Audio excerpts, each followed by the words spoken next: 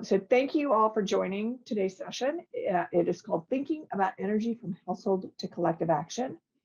Today, we're going to hear from 4 speakers who are working to change the way people think, act, adopt, and talk about energy and climate, including how to increase public energy literacy to help, help energy decision-making, whether a negative spillover relationship exists between both personal and collective behavior and between adaptation and mitigation, ideas for adaptation of the diffusion of innovation theory that is more specifically tailored to addressing the unique characteristics of distributed energy resource technology and the adoption process, and finally, how we might connect the misperception to hasten efforts to decarbonize society.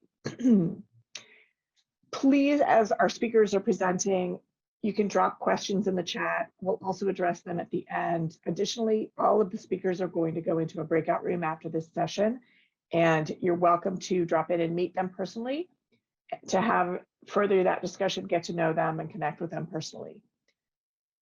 We do have a couple of poll questions that I'll drop in later in between speakers, and that will stimulate you, get you to engage a little bit more.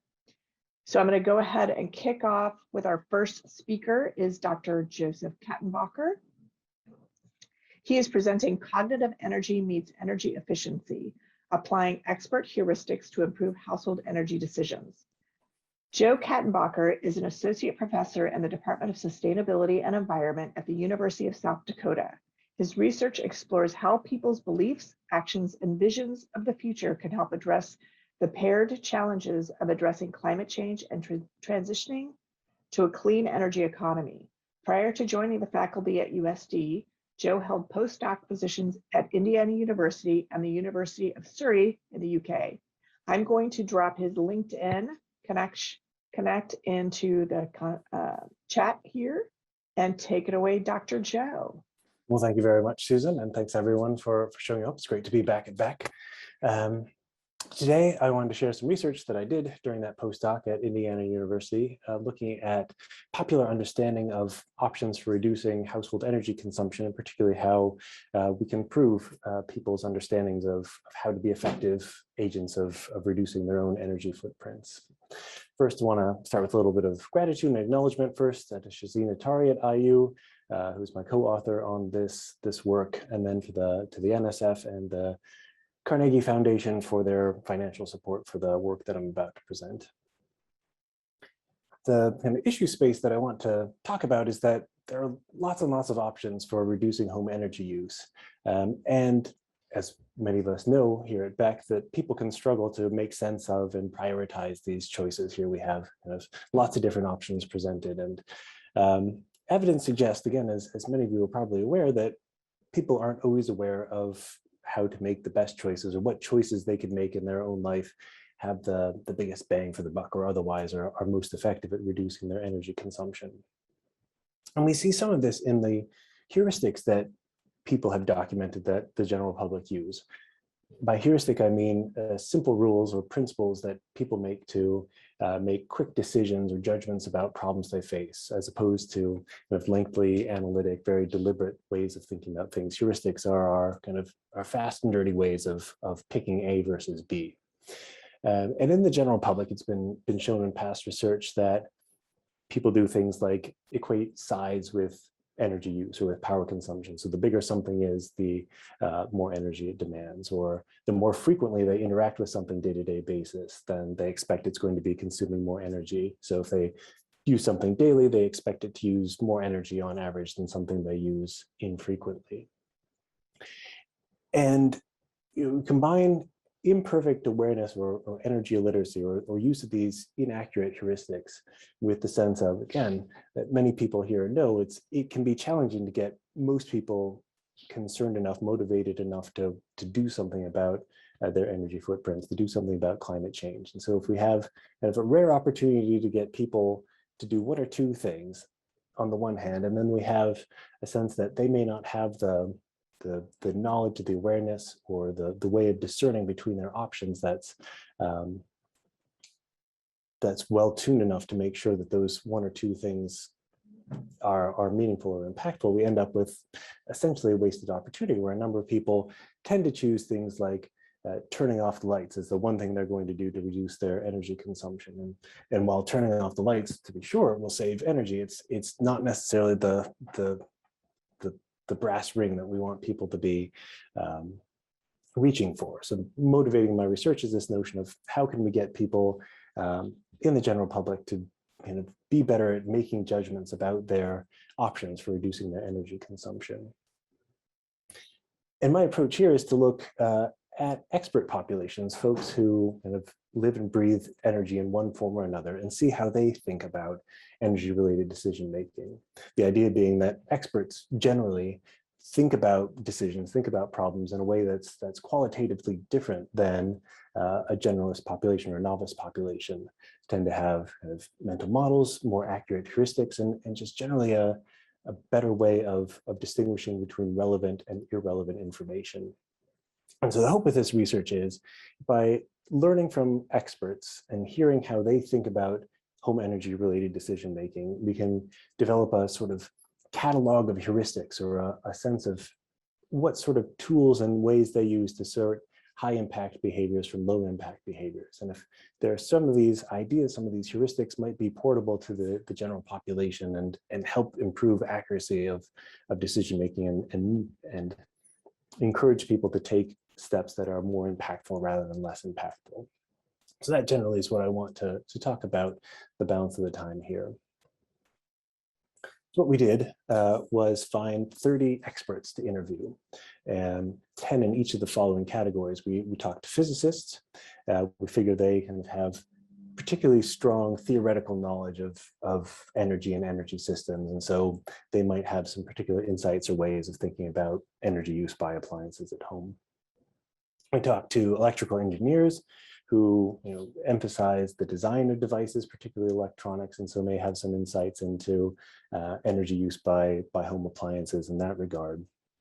And then our third category were people we call energy analysts, which probably speaks to a number of people of BECC. It's folks who have practical experience with either working with homeowners directly or who think a lot about energy efficiency and appliance standards and so forth. It's in fact, I think one of the people I interviewed was signed up to come to this session, so I hope I'm doing justice to their findings here. So we took these 30 experts, some from academia, some from the private sector, and it had them run through two main tasks. The first is what we call the choice task, in which we gave them 9 sets of either 2 or 3 different appliances, common household appliances, and we asked the simple question of which of these uses less energy.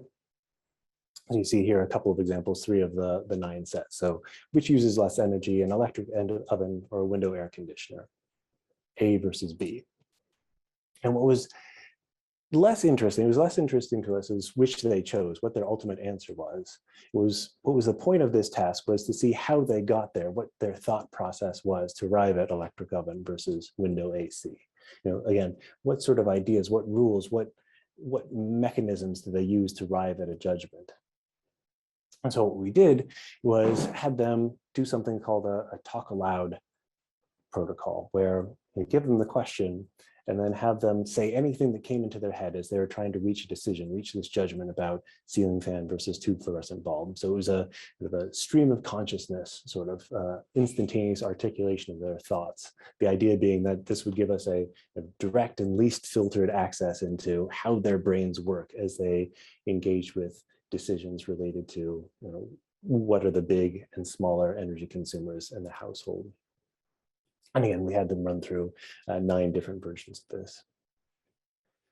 Second task was an estimation task, wherein we gave them a list of 17 different devices, a subset of which are given here. And essentially, we asked them to estimate what the wattages of these devices were, and typical household devices.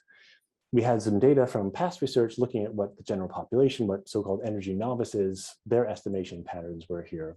And so we wanted to compare that with the expert data to address a fundamental question of, are these folks that we consider to be experts or think might be energy experts, are they truly better? Are their judgments more accurate than those of the general population? And we use this appliance estimation as our means of assessing whether that is true or not. Take the second question first. We found that yes, indeed, experts, our 30 experts, were more accurate in terms of their estimations of the actual energy use of appliances. And this graph shows that, and I'll take a moment to walk through it. On the x-axis, there is the actual energy consumption. It's measured in watt hours per hour, so watts essentially, of the 17 devices that we used in the estimation task. On the y-axis is the estimate of what that appliance actually uses. So the actual use might be 100 watts for a light bulb. What was their estimate? Was it 80 watts, 110, what have you? The dashed line you see at that 45-degree angle represents a perfect performance on this task, wherein there's a perfect one-to-one correspondence of the actual energy use and the estimated energy use. And anything that has a shallower slope suggests less accurate performance. Something that's flat means kind of a no quality performance. And as it gets steeper and steeper, that means the correspondence of actual energy use with estimate gets better and better. So steeper means better performance. The black line shows performance from past research, showing relatively modest correspondence. This is for the general public. And you can see here that orange line representing experts is steeper, indicating that experts indeed did have a kind of more accurate perception of the actual energy use of appliances. So question one was settled then. Yes, these experts, at least along this kind of axis or this measure of performing, of estimating or judging energy use, were clearly better than the general public. So the next question then, getting to the heart of the research is, so what was it? How do experts think about energy use? What is it that they use to come up with these more accurate estimates or these more accurate evaluations of energy use in devices in the household? And we took again that choice task, that A versus B, which uses less energy. And in analyzing all the data, all these verbalizations, we spotted 290 instances across the 30 interviews of use of a heuristic or some kind of generalized rule that they were applying to make judgments. And among those 290 instances, we coded them or categorized them into 24 different types of heuristics or individual heuristics, which got then pared down to a list of 3 types of heuristics that experts were using. About a quarter of them used heuristics based on external cues, things that they could observe about the appliances. Does it have a thick cord? Does it get hot? Another quarter of them looked at the components. Does this have, for example, a resistive heating coil? If so, then I'm going to know that this is going to use a lot of energy. But the majority of heuristics used by experts attended to what the device was doing. And particularly across our experts, we came across the hierarchy of device functions that really informed them about what the high and low energy users were, with the highest category belonging to things that change temperature, make things hotter or colder. The middle category being mechanical devices like blenders or vacuum cleaners that motion is their main thing. And then the remainder, electronics, lighting, and so forth, making up the bottom tranche. And just very quickly, we had these experts, after we collected their heuristics, we had them evaluate their heuristics. And the top ones that they came up with were things that are hot to touch, use a lot of energy, things involved in heating and cooling take a lot of energy, and things that relate to water, either moving it or heating it, also use a lot of energy. So to wrap up, and apologies for the rush, the idea is that we did find that experts are more accurate in their judgments. We have a sense of what kind of heuristics, what kind of models they use to make these judgments. And for our end, and now it's time to evaluate how good these heuristics may be at porting over to the general population and helping them improve their energy judgments. Thank you very much. Look forward to the rest of the session. Thank you. And folks, if you have questions for Joe, you can drop them in the chat, or please, I encourage you to join him in the breakout session that will get launched automatically at the end of the hour. And folks can choose which group to go into. It'll probably pop up, I believe, on the bottom of your screen. I could go back on video. And the next speaker we have is Dr. Karine Lacroix. She is presenting a presentation called Spillover Between Personal and Collective Behaviors for Climate Change Adaptation and Mitigation. Dr. Lacroix's research focuses on understanding the barriers and motivators to climate-relevant behavior. She's developed a tool to measure psychological barriers to pro-environmental behavior, tested interventions to reduce meat consumption, and investigated shifts in climate change risk perception as it relates to experience with forest fires, something near and dear to my heart in California. As a postdoctoral associate at the Yale program on climate change communication, she contributes to research design implementation and data analysis. And again, I will drop her LinkedIn contact in the chat. Take it away, Dr. Karine. Thank you, Susan. Okay, so before we dive in, I want to first express my gratitude to my colleagues at the Yale program on climate change communication. And my co-author, Jennifer Carman, is here today, and she will be joining us in the breakout rooms later. So how many of you have heard someone you know say something like, individual action doesn't matter because industry is responsible for the majority of greenhouse gas emissions? I think that narrative is distracting because it suggests that solutions are either this or that. But really, we need both. And we also need government policies that limit emissions and help us prepare for the impacts of climate change. The two projects that I will be talking about today examine spillover from personal to collective behavior. So we looked at 4 different types of behaviors, which you see here in the quadrants. From top to bottom, we have the response strategies, which we've divided between mitigation in blue and adaptation in green. Mitigation refers to strategies aiming to reduce greenhouse gases, and adaptation refers to strategies aiming to prepare for the current or expected impacts of climate change. And from left to right here, we have the response level. So personal level, whether the behavior takes place at the personal level or at the collective level. And as an example in the top left, energy saving behavior is considered a personal mitigation behavior. And at the bottom right, joining a community emergency response team or a preparedness team, that is considered a collective adaptation behavior. Behavioral spillover refers to one behavior leading to or spreading onto another behavior. And the literature distinguishes between positive spillover, where an increase in one behavior leads to an increase in another, or negative spillover, where an increase in one behavior leads to a decrease in another behavior. So in our first study, we obtained data from a nationally representative US sample. And at the personal level, we measured mitigation behaviors in the energy domain. So for example, we asked, have you ever deliberately bought an energy efficient kitchen appliance? And for adaptation behavior, we asked about preparedness behaviors. So things like having an emergency supply kit in your home. We also measured willingness to do collective behaviors. So for mitigation, we measured political behaviors like willingness to join a campaign to convince elected officials to take action to reduce climate change. And for adaptation, we measured willingness to join a community emergency response team. And we controlled for climate change beliefs and demographic variables in our model.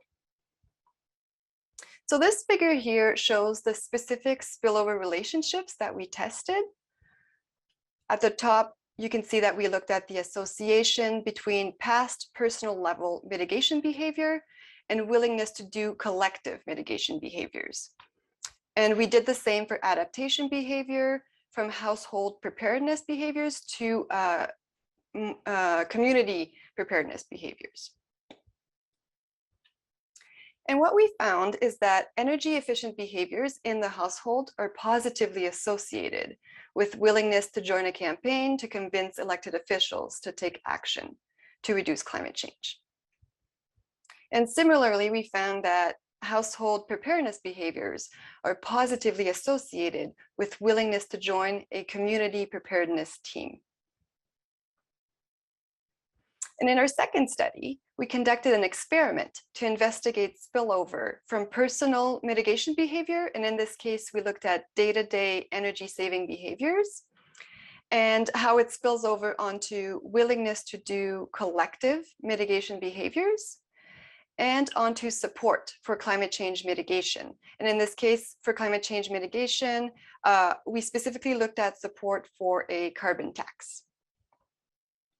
We designed a 2x2 experiment where participants either completed a checklist or not, or they read a message or not. And in the checklist conditions, what we did is we increased the salience of personal mitigation behaviors by asking participants to select from a list all of the behaviors that they currently take to conserve energy. And in the message conditions, the message talked about how individuals can limit climate change by reducing their household emissions, but also can contribute to reducing national emissions by doing things like voting, contacting government officials, and supporting companies that are reducing their own emissions. So our participants were randomly assigned to one of the 4 conditions.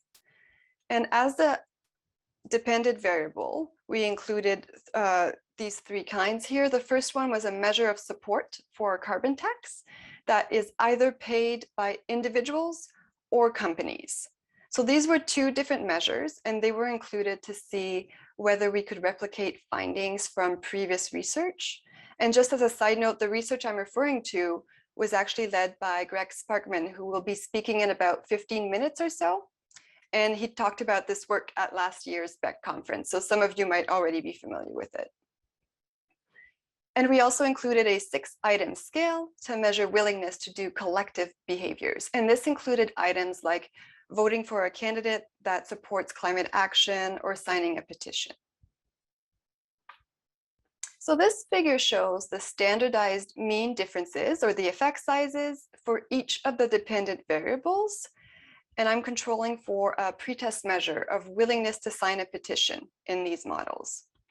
So for now, let's focus on the leftmost panel, which shows us the checklist condition compared to the control group. So what we see in the top left panel is that there's a trend towards negative spillover for a carbon tax with costs to individuals, but not for a carbon tax with cost to companies. And to help visualize what an effect of -0.05 looks like in this context, it's the difference between an average of 3.7 and an average of 3.8 on our 7-point scale of support for carbon tax. So the effect is quite small. And also we can see that the error bars cross 0, which tells us that the effect is not significant. But I should also note here that our sample size was chosen to give us sufficient power to detect an effect about 3 times that size. And for the last DV listed here, the dependent variable listed at the bottom of the figure, we see that spillover onto willingness to do collective behaviors is also not significant. So to summarize the findings, in study 1, we did not find any negative associations between personal and collective behaviors, but we did find positive associations. So we find that energy efficiency behavior was positively associated with willingness to join a campaign to convince elected officials to mitigate. And we find that household preparedness behaviors were positively associated with willingness to join a community preparedness team. In study 2, we find a small but not significant trend towards negative spillover, but only when the dependent variable implies a financial cost to individuals. And that financial cost caveat is similar to what was found in previous work. We don't find any positive spillover in study 2. And one potential explanation is that the willingness to do collective behavior was just below the ceiling on the pretest measure for Democrats in our sample. So essentially half of our sample had no room to grow on the collective behavior measure, which makes it hard to detect spillover. So to summarize, what we know from this research is that personal behaviors do not undermine support for collective behaviors. But what we don't yet know from this data is under what conditions personal behaviors can prompt collective behaviors. We did some exploratory analyses from our data in study 1, and what we find is that social norms and collective efficacy are moderators of the relationship between personal and collective behaviors. So for example, energy efficiency behavior is more strongly associated with collective mitigation for those who are more confident that people like them working together can affect what governments do about climate change.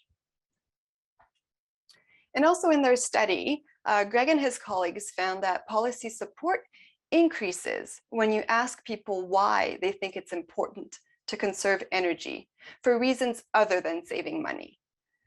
So connecting past behaviors to a person's values and their identity is another approach to consider. But we don't know if this also works for collective behavior or if it's limited to policy support. So these are 3 key factors that I think we should consider testing in future spillover research. That's it for me. Thank you so much for your attention, and please do join us in the breakout rooms at the end of the talks. Thank you so much.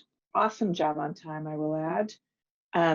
Everyone, if you have information or questions for any of our speakers, please feel free to drop it in the chat. Speakers, please keep an eye on chat to see questions posed specifically to you. I don't know that we'll be able to get to all of them, but we'll try to hit on a few so the group can hear your responses. Okay, our next speaker is Dr. Sarah Outcault, and she will be talking about adapting Rogers' theory of diffusion of innovation to distributed, good grief. Adapting Rogers' theory of diffusion of innovation to distributed energy resources. I don't know why I couldn't say that. Dr. Outcault directs the Market Transformation Research Program at the Energy and Efficiency Institute at the University of California, Davis, where she leads research on the nexus of policy, technology, and human behavior. Dr. Outcault designs and implements studies and experiments to explore drivers of technology adoption, use, technology adoption, use, and maintenance, as well as opportunities for market interventions. She works in a wide range of contexts, example, disadvantaged communities, working dairies, and sustainable communities in California and abroad to understand the needs and constraints of stakeholders and ensure that solutions are designed to address them. Prior to joining UC Davis, Dr. Outcault worked as an assistant policy analyst and doctoral fellow at the RAND Corporation and international infrastructure policy consultant at Econ One Research. Dr. Outcault has a PhD in policy analysis from the Pardee Rand Graduate School and a Master of Science in Economic History from London School of Economics. And again, let me grab her LinkedIn and I will drop it in chat and I will let you take it away, Dr. Sarah. Great, thank you, Susan. Thank you all so much for being here today. I'm pleased to have the opportunity to present some work my colleagues and I have been doing to adapt Rogers' diffusion of innovation theory to residential distributed energy resources.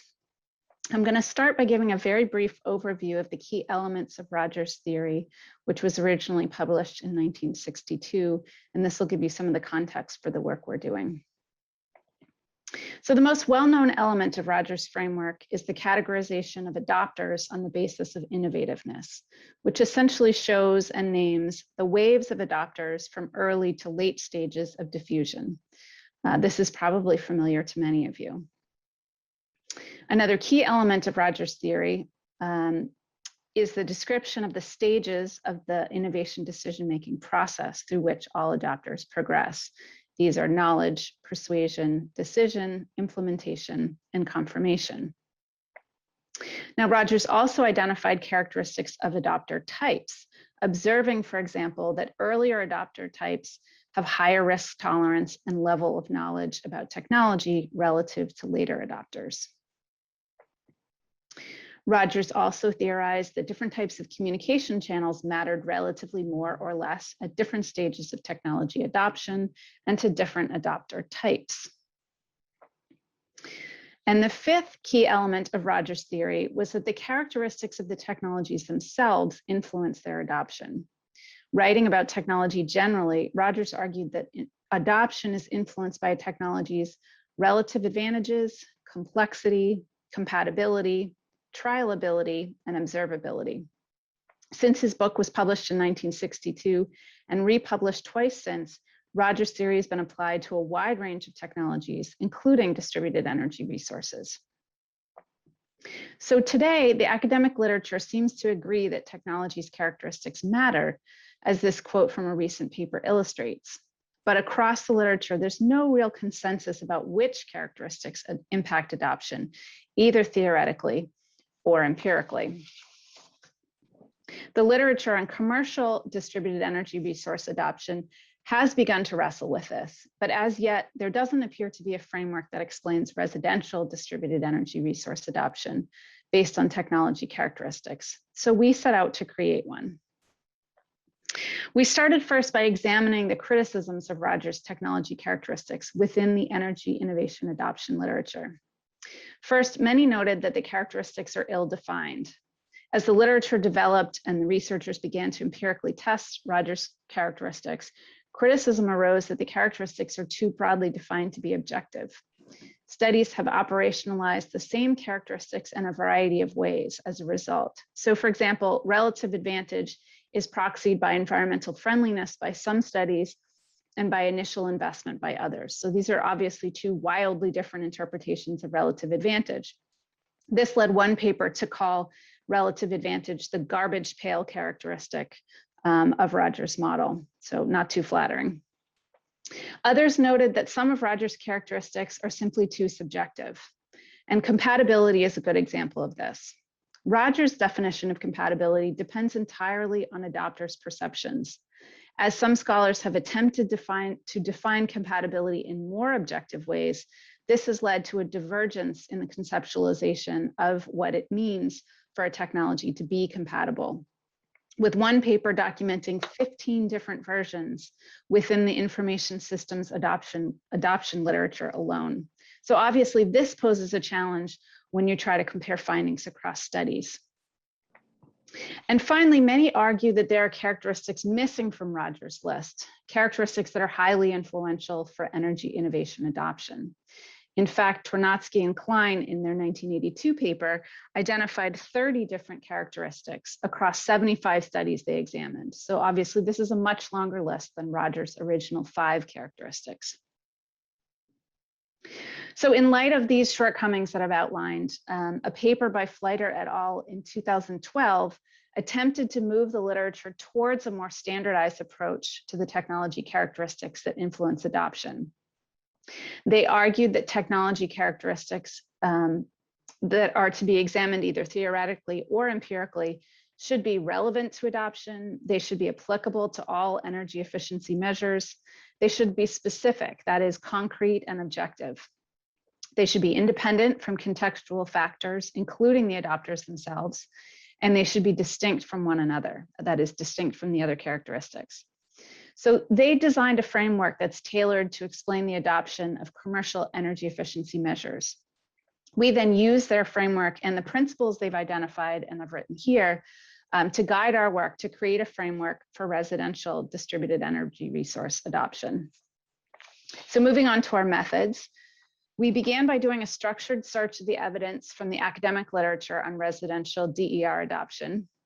This was then complemented by targeted searches of the utility literature on residential energy technology and the academic literature on commercial adoption of energy technology to ensure that we captured all technology characteristics for which there's empirical evidence of their influence on technology adoption. We really wanted to step outside the particular lens of the academic literature on residential adoption because we felt like there might be some blind spots. In total, we looked at close to 100 papers. From those, we compiled a list of all the factors for which there was empirical evidence of an association between the technology characteristic and technology adoption. We coded those factors and named them and defined those that fit the criteria of actually being a technology characteristic, so something inherent to the technology. We then finalized and categorized a list and outlined the appropriate scales for each characteristic. So here is our working categorized list of 14 characteristics. We're still refining it slightly to make sure that it fits the principles that I outlined earlier, but I think it's pretty close to where we'll end up. We've identified characteristics related to economics, technical issues, information, and what we're calling externalities generated by the technologies.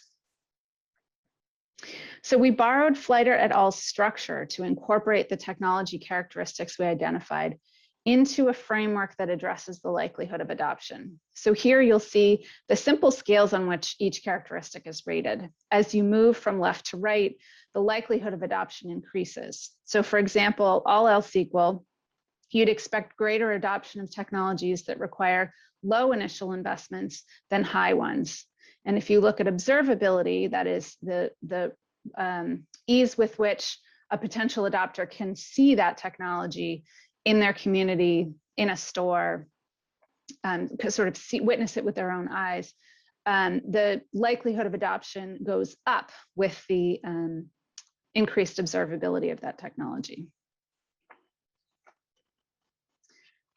And down as the observability goes down.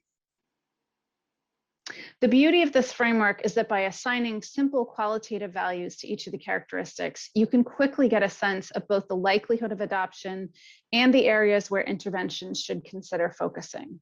So here's a hypothetical example of a technology that will likely face a lot of challenges with diffusion, given the high initial investment, highly complex installation, high knowledge requirements, and low trialability, for example. With this framework, you can also get a sense of how technologies compare to one another. So here on the left side, you see the example I just showed you, and you can clearly see how different it is from the example on the right, which has many more characteristics that rate more favorably for adoption. So you might think of the left as representing heat pumps, for example, and the example on the right might be a good picture for LEDs. So they are going to face very different sets of challenges in terms of adoption. Moving on to the implications and conclusions, the commercial, residential, and utility literature consider slightly different sets of technology characteristics. So gathering technology characteristics from all three gives a holistic view of the factors that we think may actually influence adoption. The framework presented by Fleiter et al. In their 2012 paper for commercial energy efficiency adoption makes a good starting point for an adaptation geared towards residential DER adoption. Building on Fleiter's work, we've created a proposed framework, which I mentioned is still being fine-tuned, that has several advantages. First, it can be used with qualitative assessments of technology characteristics, like the high, medium, and low examples I gave, for just a quick analysis. But you can also take existing data on initial investment, operating cost, and the monetary value of non-energy impacts, for example, and develop a more robust empirical model of adoption using the framework as the theoretical foundation. The framework also allows users to easily identify the particular characteristics that may hinder adoption for any given technology. And programs can use that information to strategically target those characteristics without worrying too much about the others. Now, this gets particularly interesting when you intersect this particular part of the theory with Roger's other theory about the different adopter characteristics and the different channels of communication. That's where you can really start to fine-tune the strategy for promoting adoption. And finally, because the framework has been designed to apply to all residential distributed energy resources, assessing technology adoption using this framework can facilitate comparisons across technologies and also across the utility program academic literature divide. We believe this will help to build a better understanding of how to promote technology adoption. To conclude, I'll note that we eventually intend to adapt all components of Roger's theory to address the unique aspects of distributed energy resources. In the coming months, we plan to publish a paper on the framework I presented today, and then we'll move on to looking at the role of middle actors and communication channels in the various adoption stages that Roger's identified. So thank you very much, and I look forward to your questions at the end of the session. Thank you so much, Sarah. Again, chat, and all of our speakers, please monitor the chat. And I think if Gregg is in his time limit, we'll have a little bit of time to chat. Otherwise, we're going to go directly into breakout sessions, excuse me, at 1/4 till the hour. And please join the speakers in those rooms. Excuse me. Our next speaker is Dr. Gregg Sparkman. He is presenting Pluralistic Ignorance in Climate Policy, Mapping the Vast Underestimation of Public Support for Transformational Change. Before we dive into it, I'm hoping my BECC tech can launch a quick poll. Okay, on a scale of 1 to 10, 1 is low support, 10 is high. Rate your perception of others in your community, in your world, concerns about climate change, not just the BECC community, but externally. And let's just give it, got about 25%, 34%.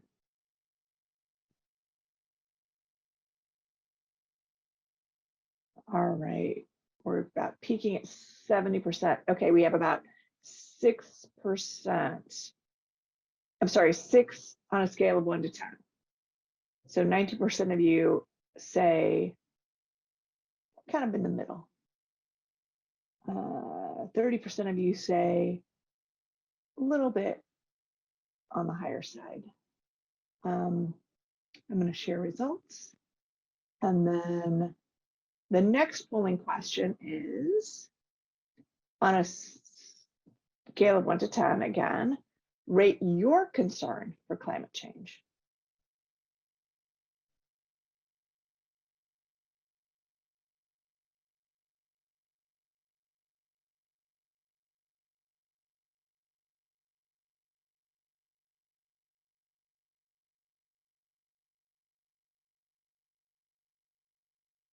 All right, we're at about 80%. I'm going to end the poll. And interestingly, results for that are very high. I think you guys can see the poll results. So now we're going to hear Gregg talk about this a little bit in a little bit more scientific way than I just did. Gregg Sparkman is a postdoctoral research associate in the Andlinger Center for Energy and the Environment at Princeton University. His research focuses on the psychology of social change, including how to promote change, as well as how people are influenced by witnessing social change. As he is always on the lookout for collaborations, hint, hint, BECC community, with nonprofit, public, and private organizations to develop and assess psychological interventions to address climate change and other environmental challenges. Take it away, Dr. Gregg. Thank you. All right, so I'm going to go ahead and share my screen and get the slideshow going. So yeah, I will be talking about pluralistic ignorance in the climate policy space. And first of all, what do I mean by pluralistic ignorance? Well, really, pluralistic ignorance is a collective misrepresentation of a norm. So many people are systematically wrong about how most people think or how they behave, right? So what's our impression about how others feel and act? And then if everyone's wrong kind of in the same way about how most people feel or how they act, then we have a case of pluralistic ignorance. So for instance, one kind of classic study in the psych literature for this looked at college students and asked them, how much do you think the average college student likes to drink? And found that the average college student thinks the average college student likes to drink more than they actually do. So they all overperceive kind of how much their peers feel towards this behavior. And the interesting thing in a lot of this research is that people actually conform to these misperceived norms. It's not just that they're kind of wrong about what they think most people do or like, but they conform to that perception and start doing things that they assume other people like and do, even if they don't. This work has also been taken to the climate change sphere, and we find that it's problematic here. In work by one of my co-authors on this particular project, who also wrote this paper, Nathan Geiger, showed that students, for instance, underestimate how much their peers are concerned about climate change. So they think they're less concerned than they actually are. And this leads the student to self-silence. So they don't talk to their peers because they assume they don't care as much as they do.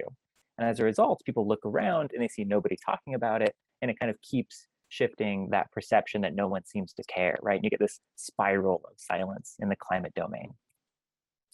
More recent research, including some folks at the Yale program on climate change communication, has shown that that with a convenient sample of Americans, that a lot of folks seemed to underestimate the extent that their fellow Americans believed that global warming was happening.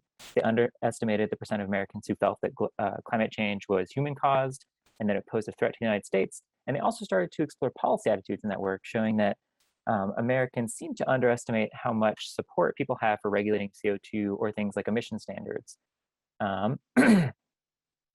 So what would be a problem if people were to be sort of systematically wrong about their norm perceptions about climate policy or concern about climate change in the United States? Well, the first thing is that people are going to be tempted to conform to others who don't seem to care, right? And this is going to kind of reduce their own policy support. They're going to think, I support this, but I'm not sure if most people do. Maybe it's not as big of a deal as I actually think it is. People might also self-silence, right? So they're going to fail to discuss this issue, and they're going to fail to organize around that issue. They're also going to feel unable to coordinate large-scale solutions, because if you don't think most people are on board, it's going to be harder for you to think it's a good idea to try to mass coordinate solutions for things at the scale we need them. And also some research has shown that when we perceive there to be a consensus that most people care and believe in climate change, this can actually reduce ideological bias. So people who tend to hold counterfactual beliefs to those things tend to get on board, right? But in the absence of that, if we think, oh, I don't think many people care, people aren't concerned about climate change, then defiant groups, such as climate deniers, are going to more easily hold out in their opinions if they don't think that a consensus of people feel this way. So some questions we had in this research is, well, how many Americans actually misperceive climate change concern or support for prominent mitigation policies? And by how much are they off in these perceptions if they are underestimating them, as some of the initial student samples, convenient samples data have suggested? I also wanted to understand, what's the variation behind these misperceptions? Is it similar or different across different climate policies? And who exactly might show greater pluralistic ignorance? Does it differ by partisans or the regions of the country, or maybe demographic differences? And lastly, what might be some possible contributors, right? Does it matter what kind of media we consume, for instance? Does that shape our perception of the nation? Or other contextual factors, like the local politics in your area? So what we did is we recruited a very, very large sample, nationally representative sample from Ipsos. And what we did then is we also oversampled small states, because we want to be able to plot sort of national levels of things. And we didn't want only like 6 people from Wyoming, for instance. And so we oversampled some of the small states to give a better estimate of those areas. And then in our survey, we asked people to estimate what % of Americans felt at least somewhat worried about climate change, supported policies such as fossil fuel companies paying a carbon tax, supporting siting renewables like wind and solar on public lands, and requiring utilities to produce 100% of electricity from renewable energy by 2035, and things like a Green New Deal. And for all of these, we used the same phrasing that the Yale program on climate change communication uses. And I'll show you why in a sec. Then we also asked people to give their same estimate for those items, but for their state, not for the nation, but just for their home state. And then we asked them to report their media consumption and how often they consumed it. Then we compare people's perceptions of the country to the actual levels of the country shown in data that the Yale program on climate change communication has collected.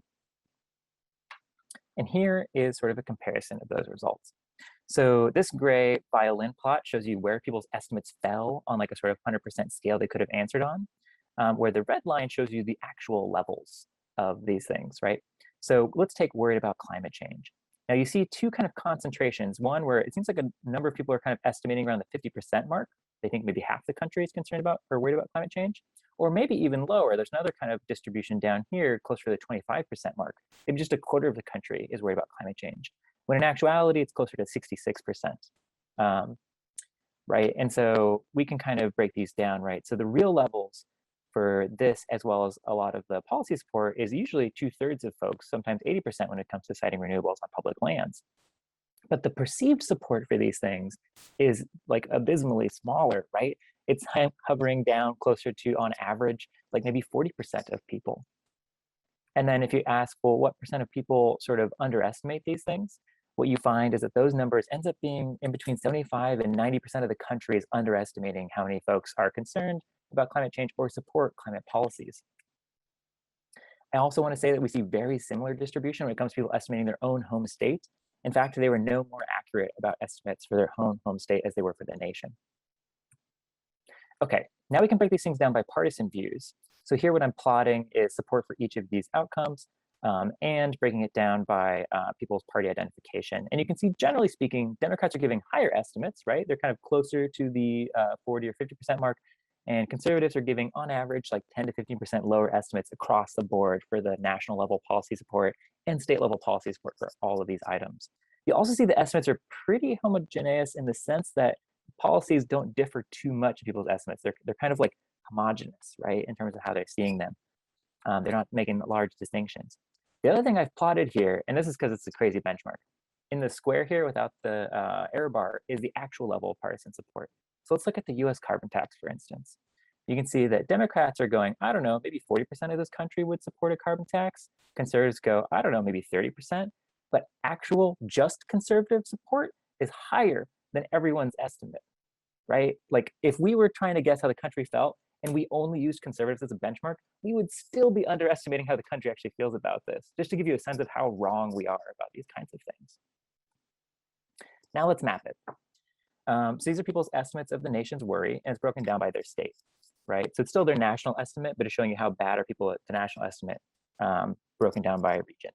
And what you see is every state's wrong, but the sort of variety kind of, there's a bit of a range, sort of low 20s to high 20s or low 30s. And you see that maybe there's more error kind of in the Gulf states, perhaps, but it's not necessarily that different between the Carolinas and say New York, for instance. So everyone here, right, is sort of 20% underestimating these things. In this case, about worry about climate change. And here I've averaged the policy measures together, just to kind of show you how this looks. And you'll also see that maybe the Gulf states are a little more pessimistic about how the country feels about these policies. But, you know, California, 28% off, right? Underestimating by that much. Pretty much same as Texas. The Carolinas, also 28%, pretty much same as New York. So even these like quote unquote liberal states are still wrong about how the country feels about these things, and almost by the same degree, and in many cases by the same degree. And here's people estimating not the nation, but their own home state. And you can see again, everyone's wrong when it comes to these things. Like the ubiquity of it is sort of insane to me, right? No state knows how they feel about climate policy. Okay, let's break it down by demographics. As I mentioned, there's already differences such that liberals are less wrong than conservatives on the issue. We also find some race differences, which I didn't expect. So white participants are a little more, or maybe a little less pessimistic, where our Black participants were a little more pessimistic about these levels. We see that folks in the suburbs are actually slightly more accurate than folks in urban areas. We also find people who are a bit wealthier were a little more accurate than those with lower income. We find the unemployed were more accurate than full-time workers, younger people more accurate than older people. There are slight differences for marital status and gender, but they're very, very small. And I thought one of the saddest ones was education. If you never got a high school diploma, you were about 28% off, right? And if you went an extra decade to school, you were less than 2% better in your estimate for this kind of a thing. People aren't learning how people feel about these kinds of things, whatever they're studying. The other thing you'll notice is that even for all of these low levels for each of the groups, none are less than 20% off, right? Like no demographic is less than 20% wrong, basically, in their estimates for how the country feels towards climate policy. Okay, so what predicts this? Let's look at media consumption. This is controlling for their political orientation. Now, what we find is that what people think of as more liberal outlets tend to be a bit more accurate. So NPR, national papers like the New York Times, cable news, and national TV broadcasts, consuming these outlets versus not tends to make people a little less wrong, basically, in their estimates, whereas conservative outlets tend to make people less correct, generally. They have a greater underestimation in this case. But when you plot these sort of in the absolute sense, you have a different story, which is that like all news outlets are quite wrong, but some are a little bit more wrong than others, right? So it's not per se that the liberal outlets are helping exactly. Maybe that's the case, or maybe it's just they're portraying like a less wrong average image. I think that would require further study to determine which of those two is the case. What about local norms? Well, people who lived in more conservative states that had a larger Trump margin tend to be less accurate than those who lived in liberal states with a greater margin for Biden for the election. This is again controlling for their own personal politics, etc. And if you lived in a place that had fewer protests, you were less accurate than if you lived in a place that had more protests, which is kind of heartening if you're one of those people organizing protests. So you're like shifting the national perception, perhaps, or at least correlationally, the data suggests that's the case. So to kind of recap, supporters of major climate policies in this country, supporters outnumber opponents 2 to 1, but the vast majority of Americans believe the opposite to be true. So this inverted perception of our social reality is virtually universal. It's robust across all the climate policies we assess, every region of the country, every demographic.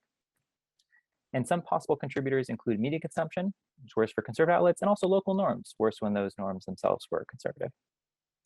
These misperceptions probably act as a non-starter for a lot of folks for climate change policy because it can inhibit climate policy attitudes for oneself as well as organizing. And we need to believe others are on board in order to try to coordinate large-scale solutions. And even more detrimental, it might thwart democratic attempts to serve what could be a misperceived will of the people, right? We still need a really better understanding of the contributors here. We examined a couple, and we did so just correlationally, but there's probably a larger set of factors that are contributing to these inaccurate beliefs, such as conservative bias, where people kind of anchor their attitudes or perceptions of norms on the past. And also maybe availability heuristics. Maybe we're sort of letting this noisy minority kind of captain our image of the country. And our next steps, of course, is to kind of help design and deploy interventions to remedy these misperceptions. We're going to compare different approaches to see how to get people to be more accurate and how to scale them up. And what does this mean for BECC? Speaking to BECC specifically, well, maybe we should spend less time trying to persuade this noisy minority of laggards to get on board, because we spend a lot of time doing that. And maybe that's actually ironically signaling that there's more of those people out there, right? I wonder if that's what we're doing sometimes. It's important, though. We do want to get more people on board generally, but I kind of wonder about how much time and attention we give that effort. And then maybe we want to spend more time trying to help people realize that a supermajority already cares and is on board. And in fact, that might actually persuade that minority of laggards, as some of that consensus research already shows. And so how do we do that? Well, you can always use Yale's data out there to kind of communicate how many people really do care, or you can contact me and ask me to share the data I just shared with you to help illustrate how wrong people are in case your organization wants to help correct that misperception. Okay, thank you so much. Oh my God, Gregg, you should look at some of those comments because there were a couple of mic drops, a lot of yes. So that was awesome. I'm just going to open it up to the room. If you have any questions for any of the 4 speakers, thank you all so much. This was so provocative and so right up my alley. Like, let's poke at some of the things that we've been thinking about and see if we can think about them in a different way. And I love that. So thanks so much for sharing, everyone.